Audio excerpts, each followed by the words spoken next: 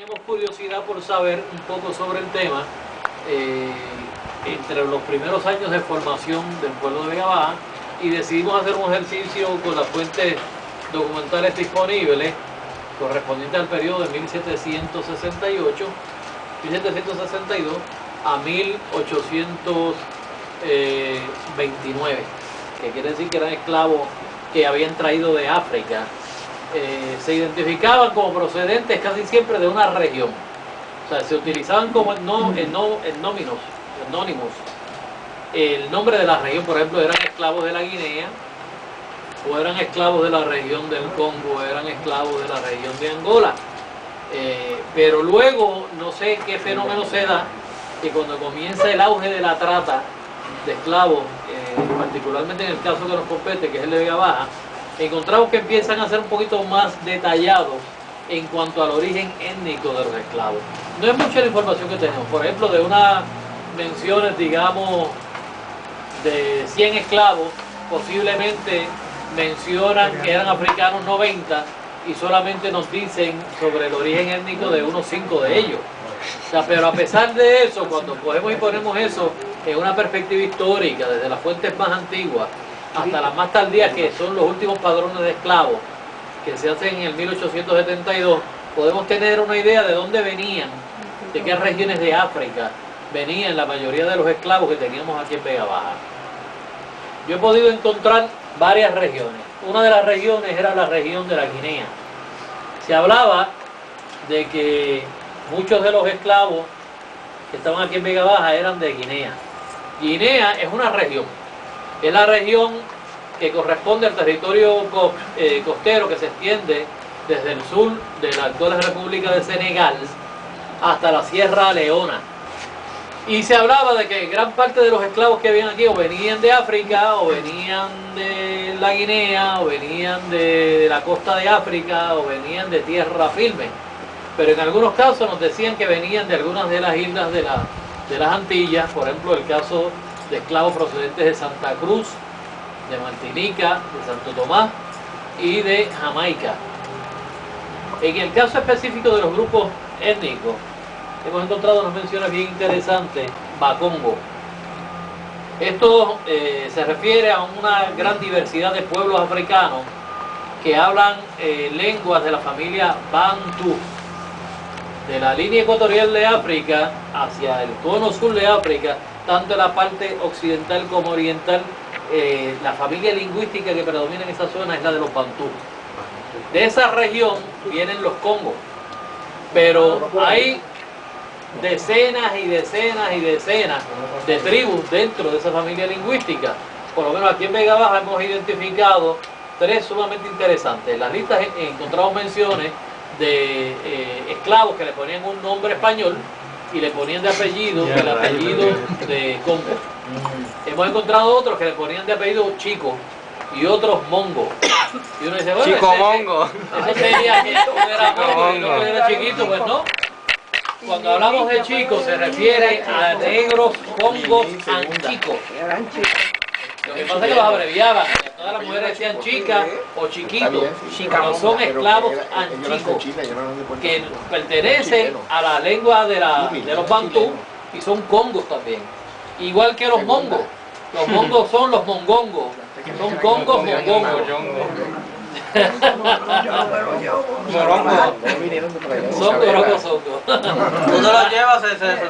La cosa es que la mayoría de los esclavos que hemos podido identificar desde el punto de vista étnico aquí en Vega Baja en ese periodo son precisamente esclavos que pertenecen al tronco lingüístico bantú y sobre todo a los congos. Congo con todas las tribus, anchico, mongongo y así por el estilo. El otro grupo étnico importante es el de los mandingas. Tiene dinga mandinga. ¿Sabe qué significa ese refrán? Aquí alguien me lo podría explicar. El que no tiene dinga tiene mandinga. Que lo expliquen. Todo el mundo que no tiene No, el que no tiene dinga, eso viene de inca. O sea, el que no tiene de indígena, inga, tiene de negro, africano, tiene de mandinga. El que no tiene dinga tiene mandinga. Y ese es un refrán que se origina en la época de la conquista del Perú. Por eso decían que en el Perú el que no tenía de dinga, o sea, inca, era mandinga o malinque. Pues entre los mandinga encontramos algunos esclavos ahí que los identificaban como mandinga, pero otros los identificaban como cangá. Y uno decía, bueno, cangá, y a la larga encontramos que los cangá son malinque cangá, o sea, son mandingas cangá. Estamos hablando de otro grupo lingüístico. Estos pertenecen a la familia lingüística mandé y están básicamente ubicados en el extremo occidental del Sudán, en los actuales territorios de Senegal, Gambia, Mali y Guinea. Otra vez hacia la parte norte. Hemos encontrado una mención interesante también de una esclava que la identifican como Matambe o Matamba. De hecho, había una hacienda aquí que era la hacienda Matamba, que era de don Pedro Prado Aragón, que era uno de los tenientes de guerra del pueblo. Pues los Matamba son esclavos de la región de Angola, o lo que hoy en día es Angola, en la parte cerca del cono sur de África. Y había por lo menos una esclava de origen Matamba. Y encontramos una referencia también de otro esclavo de apellido de origen étnico, Nangoba. En este caso es un esclavo de la sucesión de Ramón Giraldo Rosell, que es la hacienda Monserrate, donde está el sector de Pueblo Nuevo. O sea que tenemos en este caso esclavos procedentes tanto de la región inicial de la Guinea, o sea, tenemos de la Guinea, que es la parte del África Occidental, tenemos de la región del Congo, de la África Central, con sus subdivisiones, Congo Anchico, Congo Mongongo, Mandinga, Malinque Cangá, Matamba de la África Central y Nangoba. Y usted dirá, bueno, ¿y qué importancia tiene esto? Bueno, tiene mucha importancia. Por ejemplo, una de las primeras preguntas que yo me haría es ¿por qué dentro de tantos cientos de esclavos africanos, específicamente a este grupo pequeño los identificaban por el origen étnico? ¿No les llama la atención eso? No tuvieran más fuertes. O sea, definitivamente que tienen que haberse entonces están identificados como por la cuestión étnica, y eso es sumamente revelador. Lo otro es que cuando queremos hacer un estudio desde el punto de vista, digamos, etnológico de nuestro pueblo, estos grupos africanos tienen que haber contribuido de alguna forma a la conformación de nuestra cultura, tanto digamos, en la cuestión de las manifestaciones musicales, como en la gastronomía y los aspectos de la religiosidad.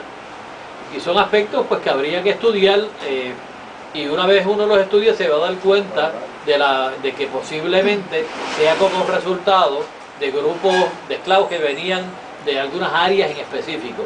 Dentro de todo esto, los esclavos confrontaban un problema bien serio, y era que cuando venían acá como esclavos, y que venían por cientos y por miles de distintas regiones con distintas familias lingüísticas, para poder comunicarse entre ellos tenían que utilizar el idioma del esclavista, que era el español. Y entonces el español es el que se convierte en el medio de comunicación de los esclavos, que hablaban la más diversa cantidad de dialectos y de lenguas en aquella época. Entonces, ¿qué pasa? Una de las preguntas que, o mejor dicho, de las consideraciones que debemos tener en cuenta, es que una vez llega el esclavo aquí, ya no va a ser cultura africana, dejó de hacer cultura africana, de ahí en adelante va a ser cultura del nuevo territorio, que es cultura puertorriqueña, porque aquí viene en unas circunstancias distintas en términos de cautividad, alimentos distintos, organización del trabajo de una forma distinta, una visión de mundo distinta, pero va a introducir una serie de elementos propios de su cultura a la conformación de por lo menos a nivel subcultural del grupo de los esclavos. A veces están más presentes las aportaciones de lo que uno piensa. Todo el mundo habla, por ejemplo, de los bailes de bomba. Se habla, por ejemplo, del origen africano de la danza. Y eso la gente como que brinca cuando uno dice que la danza no es de origen africano, la danza es de origen africano. Suena más europeo. Pero es africano. Puede ser que era español. Eso fue el fenómeno que se da dentro de todo esto, que en el siglo XIX, la mayoría de los esclavos libertos fueron gente que tuvieron la oportunidad, por ejemplo, si trabajaban en las haciendas y tenían oficio, de desarrollar cierta capacidad de recursos económicos y tuvieron acceso muchos de ellos a la formación académica y sobre todo a la organización de grupos musicales. Y la mayor parte de la experimentación de la música que se da aquí en el siglo XIX se da entre los descendientes de esclavos. Cuando usted ve quienes integraban las bandas en Puerto Rico de finales del siglo XIX y principios del siglo XX, eran todos negros. Uno de los más grandes compositores que ha dado nuestro país, Rafael Hernández, es un hombre negro de Guadilla. Bueno, hay otra cosa, es la cuestión de la religiosidad. Ustedes saben que en el Caribe se han desarrollado una serie de religiones caribeñas. Por ejemplo, en Cuba tenemos la santería, tenemos el palo mayombe, tenemos el vudú en Haití, las distintas versiones del vudú, tenemos el vudú dominicano, que es el gagá. ¿El qué? ¿Gagá? Gagá. Tenemos el palo mayor en Santo Domingo, tenemos el culto a Changó en Santa Lucía, el culto Kele en Trinidad, y en Puerto Rico tenemos lo que yo he llamado el espiritismo primitivo. Siempre ha habido el prejuicio de que en Puerto Rico no se desarrolla una religiosidad de origen africano, pero en Puerto Rico también se dio. Pero no estamos hablando del espiritismo de mesa blanca, el espiritismo cartesiano.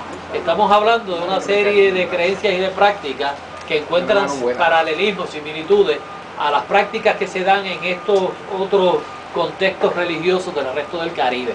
Por ejemplo, un denominador común que vamos a ver en cuanto a las prácticas religiosas de origen africano en el Caribe es el uso, por ejemplo, de plantas en los rituales mágicos. 1. 2. El uso y la creencia en las piedras de rayo. 3. El sacrificio de animales. 4. La creencia en brujas. Dígame si esos 4 elementos en Puerto Rico no forman parte de las creencias populares. Por ejemplo, el fenómeno que se observa en la isla es que lo que se conoce como espiritismo llega aquí a través de los puertorriqueños que tienen la oportunidad de ir a estudiar a Europa a mediados del siglo XIX, durante el periodo de auge del espiritismo y del desarrollo del espiritismo caldesiano en Europa. Vienen convencidos de que el espiritismo es de carácter científico y que es una forma de explicarse esa realidad que no se puede explicar de ninguna otra forma. Pero cuando llegan a la isla, esas ideas encuentran similitud con muchas de las creencias que ya habían en la isla. Por ejemplo, estamos hablando de espíritus en ambos casos, ¿verdad?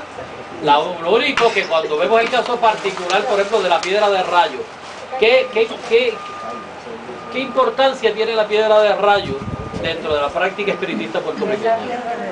La piedra de rayo es un hacha indígena en forma de pétalo, que había la creencia de que esas piedras caían con el rayo desde el cielo. Pero ¿cómo nosotros sabemos que primero se trata de un hacha neolítica indígena? ¿Cómo pasamos del hecho de que es una herramienta de trabajo indígena a asociarlo con las prácticas religiosas de los esclavos? ¿Quién me explica? Interesantísimo. ¿Y cayó un trueno ahí o hicieron fuego o algo así? Cayó un rayo, ese rayo trajo la piedra. Casi siempre el rayo le da a la palma real. La palma real en la religión católica se celebra el Domingo de Ramos y se utiliza la palma real para el inicio prácticamente de la Semana Santa, ¿verdad? ¿Qué sucede? El dios guerrero del panteón Yoruba, y en este caso estábamos hablando de los esclavos de la región de la Guinea, en este caso particularmente de los Oyo, que son los esclavos de la región de Nigeria.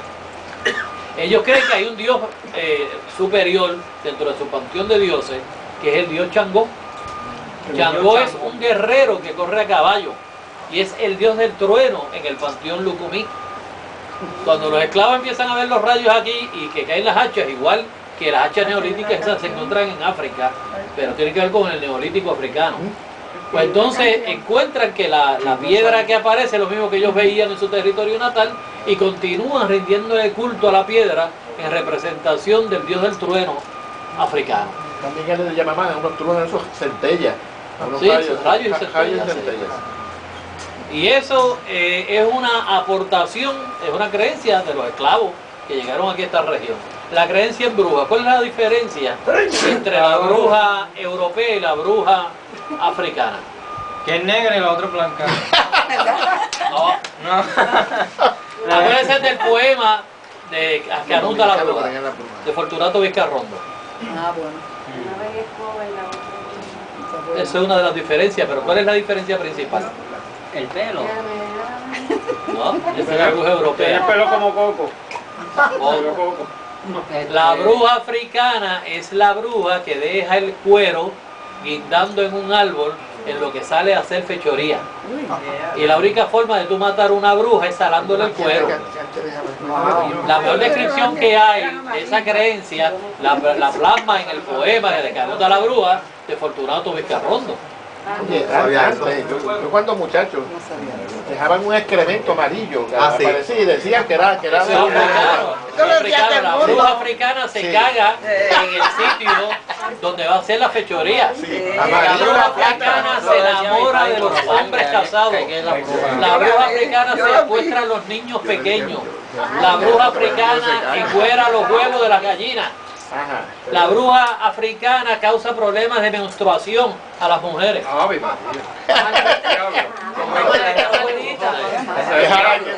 Entonces, ¿qué pasa? Le menciono lo de la menstruación porque entre las prácticas que sobreviven en esta región está la del palo de tártago. Y ahí vamos entonces a una combinación entre la creencia en brujas y las prácticas herbolarias con plantas africanas. El palo de tártago, que es tan común en nuestra región, que mucha gente lo siembran en la entrada de la casa para alejar los espíritus maléficos, los melevos, como decían. Es una cruz de tártago.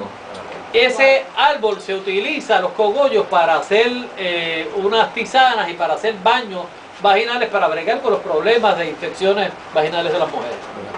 Y entonces ahí vamos a ver dos cosas. Primero, el vínculo que tiene con la cuestión de la bruja, que es la que produce problemas de menstruación. Segundo, se siembra en la entrada principal de la casa.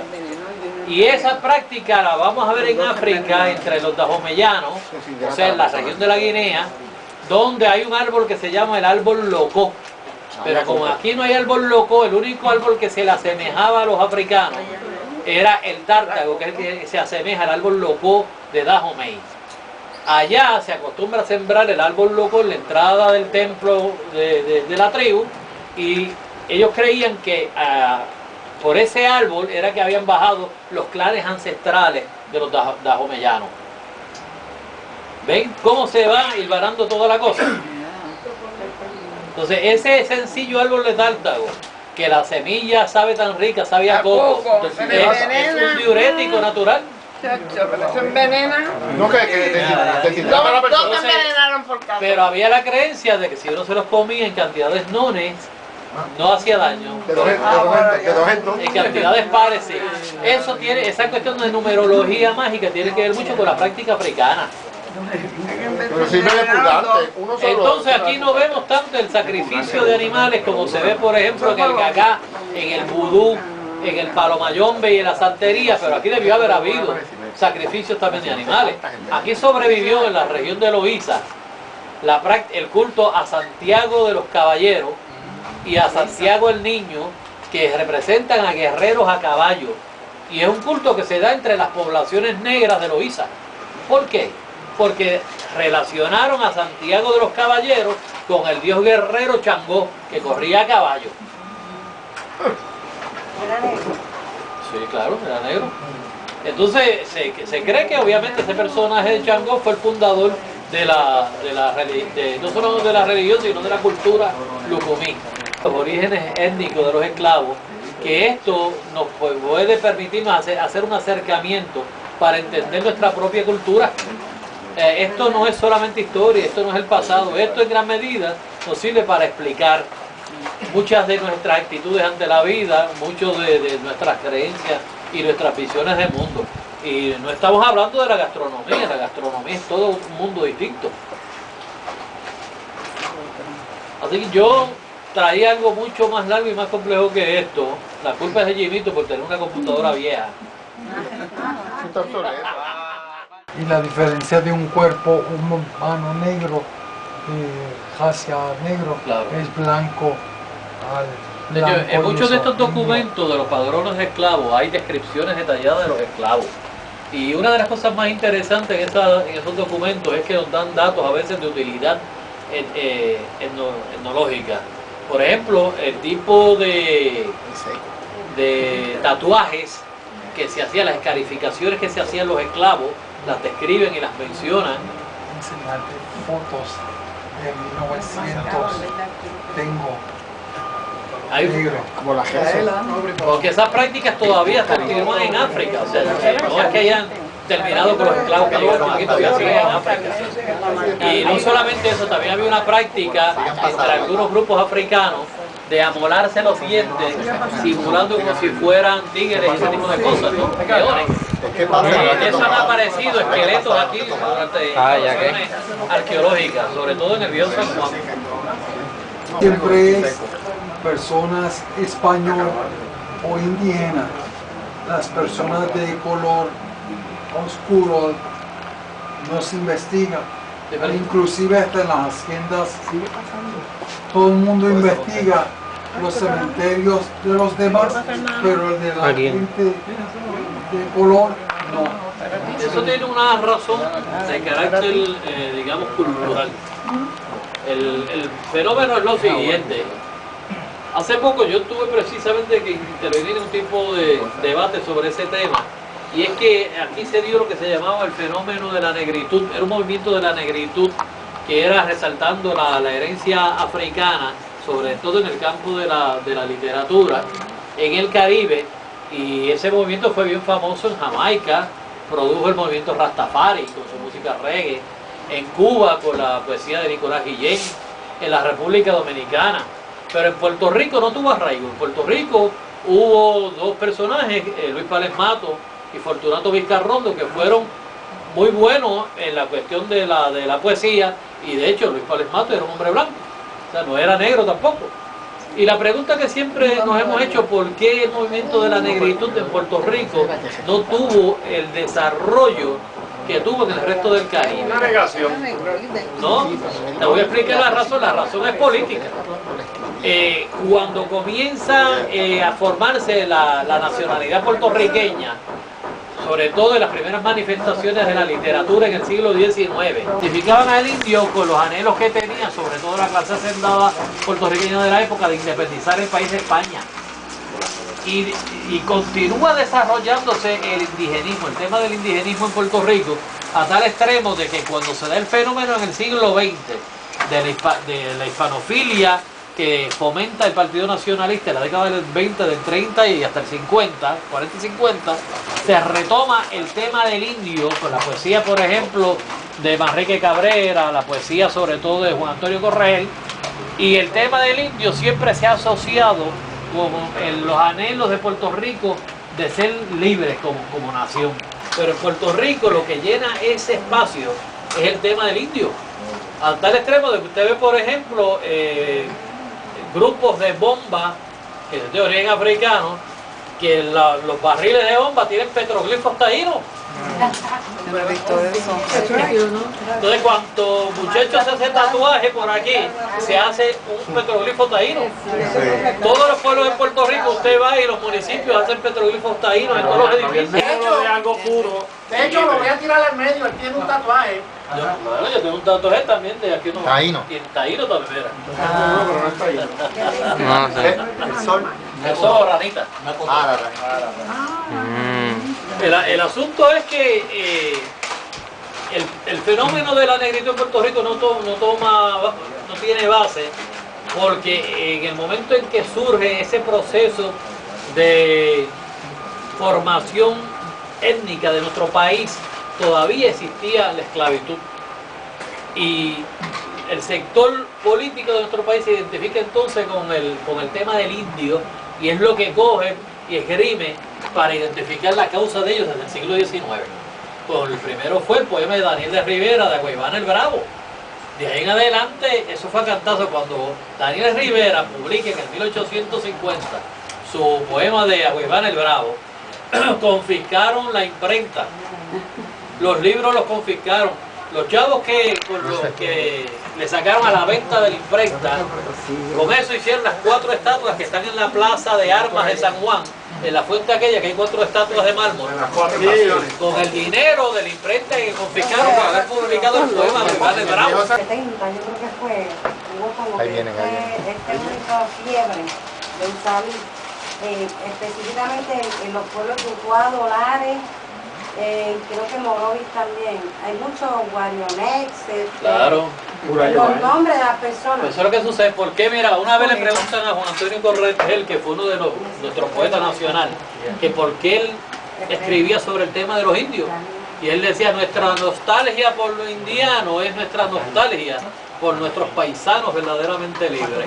Eso tiene una razón histórica de ser. Sin embargo, más allá de eso, yo creo que a partir, por ejemplo, de que surge el Departamento de Historia de la Universidad de Puerto Rico, con los historiadores tradicionales, sobre todo Luis M. Díaz Soler, y posteriormente don Arturo Morales Carrión, empieza a tratarse, se retoma el tema del negro. Ellos publican 2 volúmenes estupendos sobre la historia de la esclavitud. Cayetano Colitoste publica una antología de documentos sobre la esclavitud. Luego Guillermo Baral publica el libro de Esclavos Rebeldes, y han surgido montones de publicaciones sobre el tema del negro en la isla, que hay mucho que escribir todavía. Que no es suficiente, y por eso don Ricardo Alegría levantó la bandera de alerta antes de morir y hizo unos proyectos de algo que era Tras las huellas del negro, para incorporarla a la historia general de Puerto Rico, porque él decía que no era suficiente lo que se dijo. Pero un país como el nuestro, que es un pueblo mulato, Claro. porque aquí esto es cuestión de mayor o menor pigmentación, pero nuestro pueblo es mulato. Aquí este no es un pueblo blanco, el Caribe no es blanco. Esta es una región afro-caribeña completa. Pasa que aquí hay mucha limpieza de sangre. No tengo, pero no me siento. Bueno, vamos a hacer un paréntesis. De todas maneras, la segunda parte del tema del auge de la trata negrera, esa se la voy a dar próximamente, pero cuando tengamos el material gráfico que podamos ilustrarlo. Medicina. Se puede ver de afuera lo que hay adentro.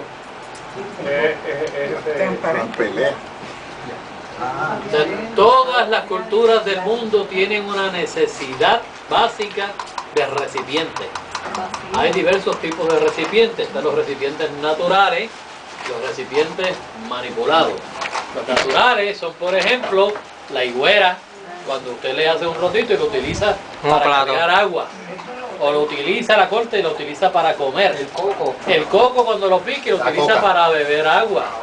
Lo digo, para sacar agua de las atacas o para tomar café. O cuando un africano del desierto del Serengeti coge un huevo de avestruz y le hace un rotito y lo utiliza para cargar agua.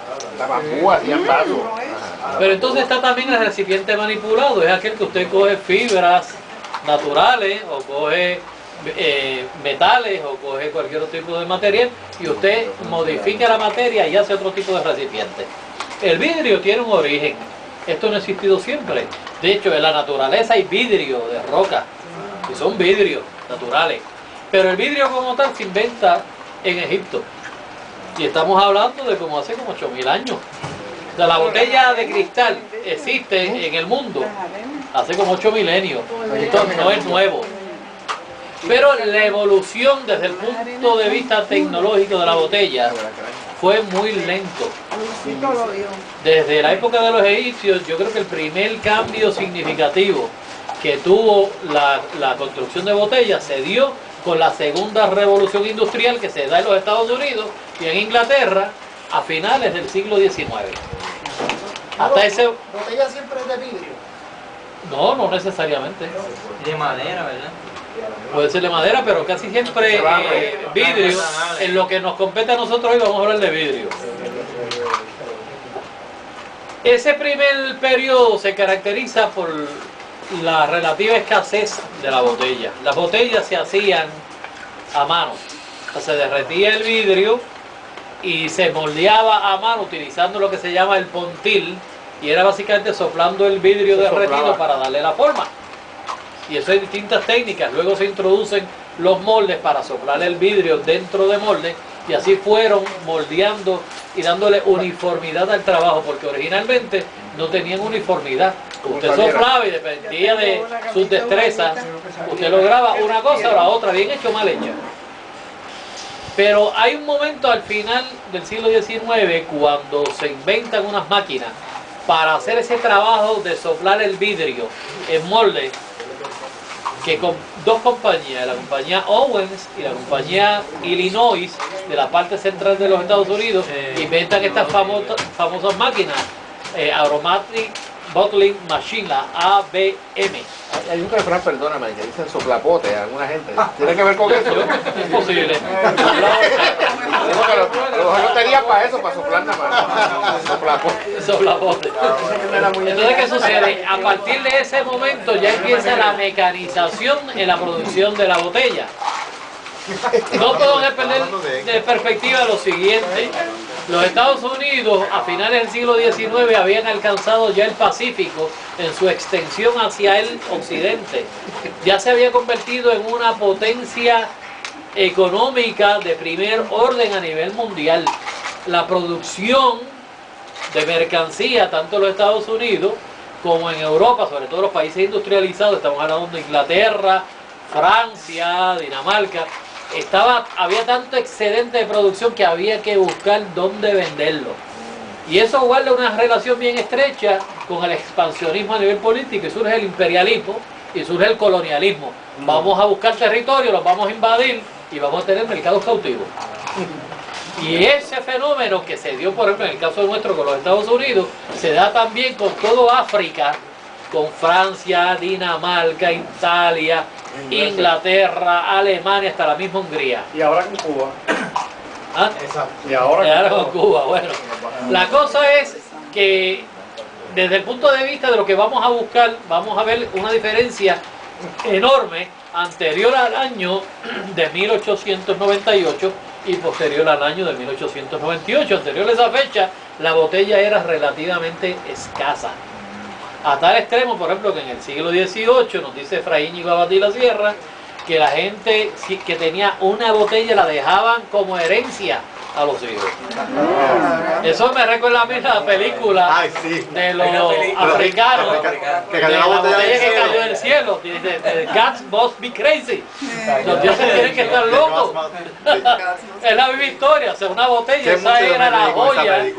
Bueno, y fue el elemento de la discordia entre los Mbuti, los Kunsan, que eran la tribu africana esta de la que estamos hablando. Bueno, ya a partir del 98, Puerto Rico empieza a ser invadido por los comerciantes. Y empezaron a llegar mercancía, pero en serio. Y eso no ha cesado desde 1898. Eso continúa. ¿Qué sucede? Todo eso que yo le estoy mencionando así en términos generales, eso lo podemos ir fragmentando y podemos dedicarle una sección a cada sección. Por ejemplo, a mí me gustaría ver en algún momento lo que tiene que ver con los tipos de botellas y la tecnología, cómo se hacían. Porque cada color responde a un tratamiento químico distinto del vidrio. ¿Qué tipos de moldes se utilizaban? ¿Cuáles eran los productos que se envasaban? ¿Qué nos dice la botella desde el punto de vista arqueológico? Esas botellas que ustedes ven ahí se excavaron en un pozo séptico de finales del siglo XIX que existía debajo de una casa que el huracán San Mateo o George destruyó en el 95. 94. No, luego yo lo que quiero es que hagan algo. 98. Le voy a explicar. 98. Gracias. Bueno, mira. Yo lo que quería era que las fueran viendo uno por uno y que las observaran. Y después vamos a hablar de lo que ven. De esta le adelanto que esta botella es una botella muy interesante La produce una compañía que se llama Fuentes Parrilla. Dice proveedores de su majestad Alfonso XIII.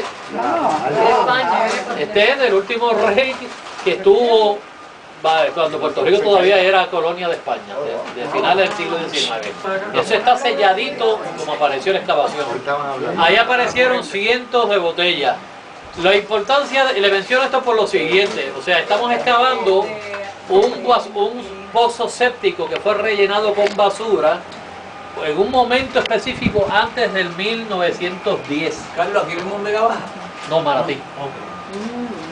Sabemos entonces que todo lo que apareció ahí, platos y botellas, corresponde a ese periodo. Eso fue algo que... Detrás de la alcaldía. Una casa que esta semana apareció un artículo de eso de Facebook, de esa... de lo de la excavación que existe en Manatí. Yo la puse en Facebook.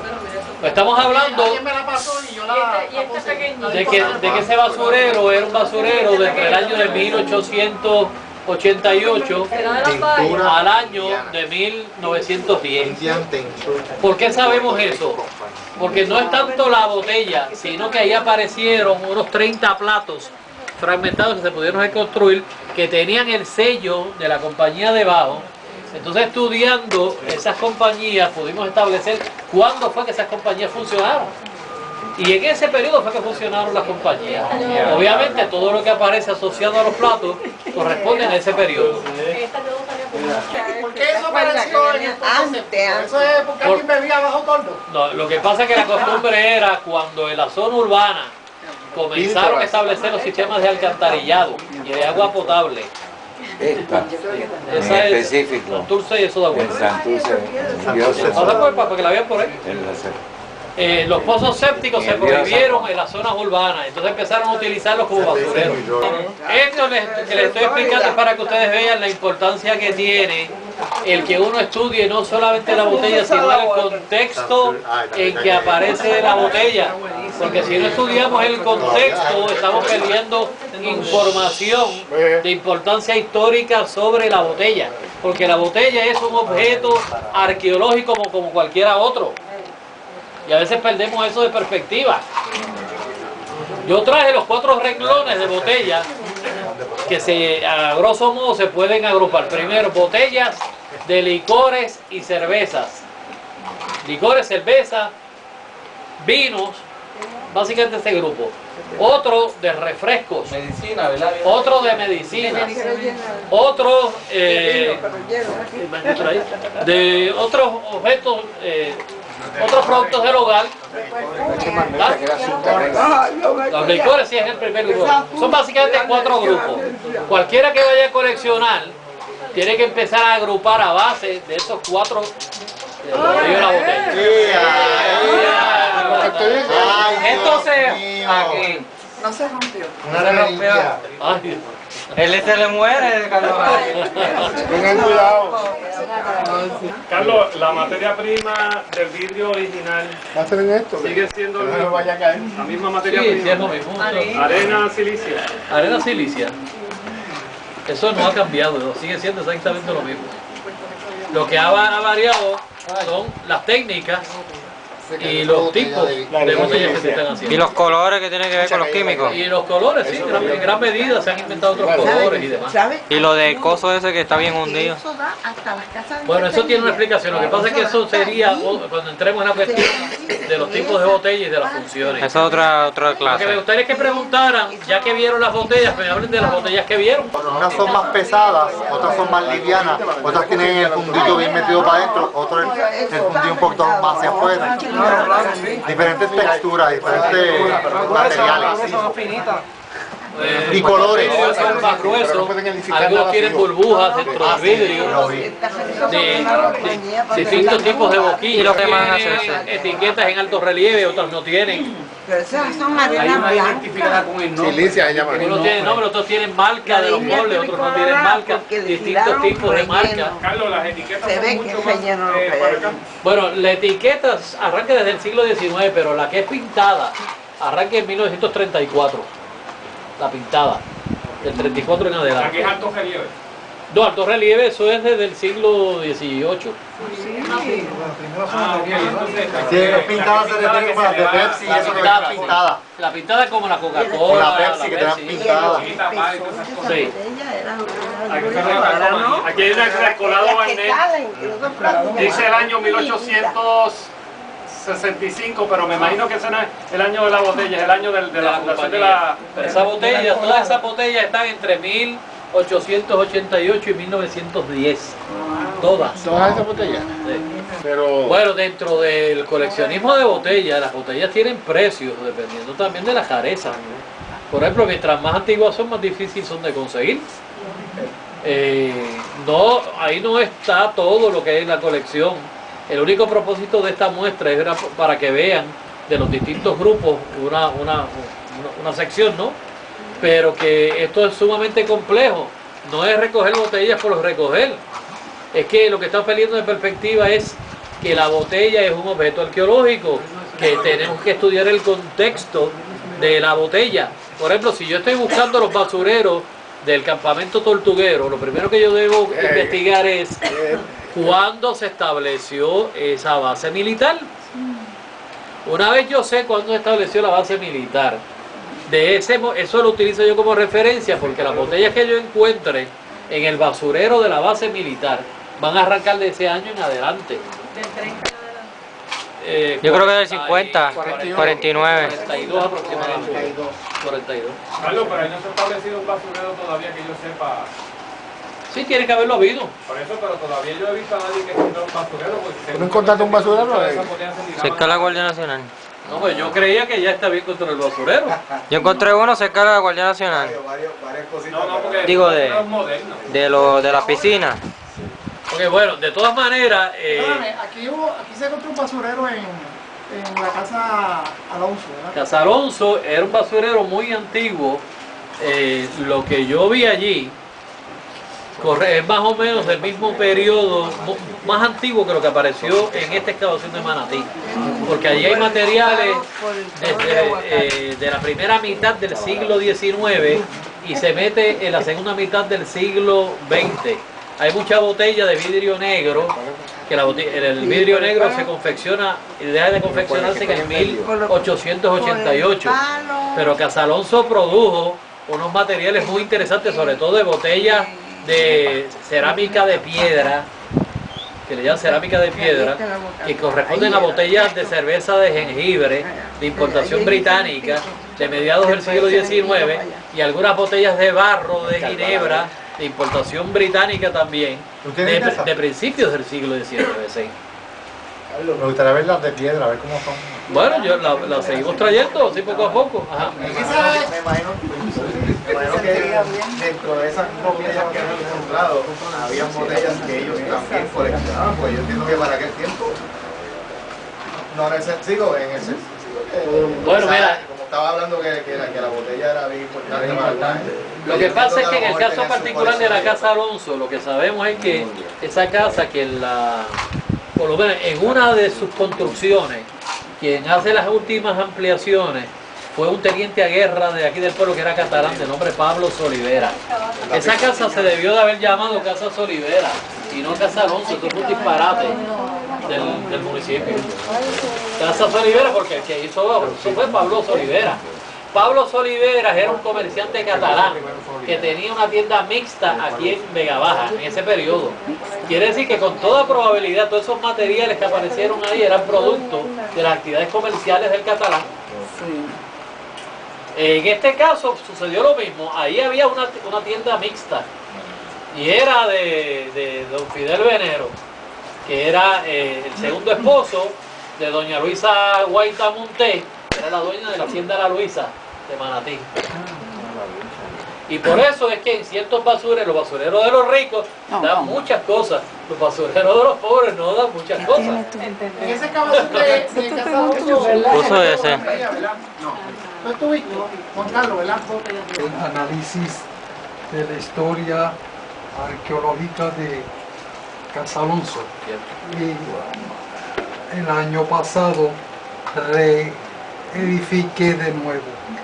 Encontré el acta de defunción de Soliveras y murió, donde dice que murió dentro de Casa Alonso. En la misma casa. Dentro de la misma ¿Qué casa. año muere? Tiene problemas. ¿Pero recuerdas el año que muere? Sí lo dice, lo menciona, porque el acta de defunción es del archivo del municipio. De eso. Y tenía problemas en la... no podía orinar. Ah, ok. Lo más seguro que tenía cáncer en la próstata, lo más seguro. Y lo menciona, lo dice el médico que se le hizo. Pero fíjate, y uno se pregunta, bueno, y si yo encuentro una botella, voy caminando por el monte, ¿la cojo o no la cojo? Pues claro, pero ¿por qué es importante el contexto? Porque si usted tiene unas colecciones dentro de un contexto arqueológico y yo me encuentro un tipo de botellas como esas que están allí en el monte caminando, yo las puedo ubicar con precisión. Ah, mira, estas son de las que se ubicaron en tal periodo, de tal colección de referencia. Pero todo depende de que si hay unas que son de más o menos el mismo año, no puede haber otras que sean menor ni mayor, son todas del mismo más o menos. Bueno, mira, lo que sucede es que muchas de estas botellas pudieron haber estado siendo producidas durante décadas. O sea, pero no muchas décadas. Acuérdate que estas compañías las hacen seres humanos y los seres humanos mueren y cambian las modas y todo ese tipo de cosas. Pero en la arqueología esos tiempos largos se reducen. Carlos, en el basurero que yo estoy escarbando, yo encontré un basurero de los años 30. Y seguí, o sea, cuando empecé en los 80, seguí a los 40, seguí escarbando a los 30. Según entre más abajo, más viejo, porque ahí entonces pegué a investigar y vivieron, entonces para los 30 vivían gente de Chavito, que eran los que podían comprar botellas de licor. Yo creo que te diría, por ejemplo, que ese era un buen sitio para trabajarlo arqueológicamente. Es que las traían para utilizarlas para envasar productos locales. Entonces se compraban así en forma genérica y las llenaban acá de lo que fuera. Muchas de las que aparecieron ahí aparecieron llenas de gas queroseno. Muchas de ellas. Y entonces las traían, y en Manatí, por ejemplo, había una señora que se dedicaba a importar botellas, era una embotelladora, importaba botellas de España para envasar productos en Manatí.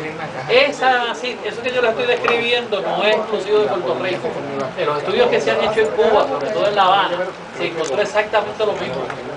Importaban las botellas de España y las utilizaban para el expendio de productos locales, para envasarlos a nivel local.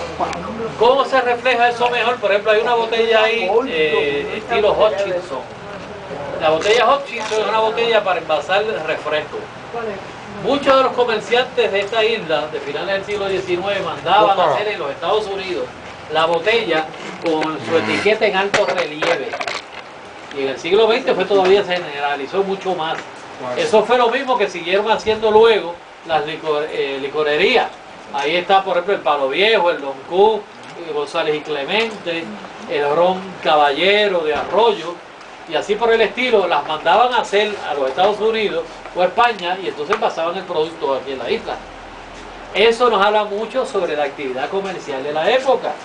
Si usted hace una lista del lugar donde fabricaron las botellas, como yo hice en este caso, yo encontré que la mayoría de las botellas que aparecieron en ese sitio venían de la parte de Ohio, de Indiana, New Jersey, Nueva York y Massachusetts.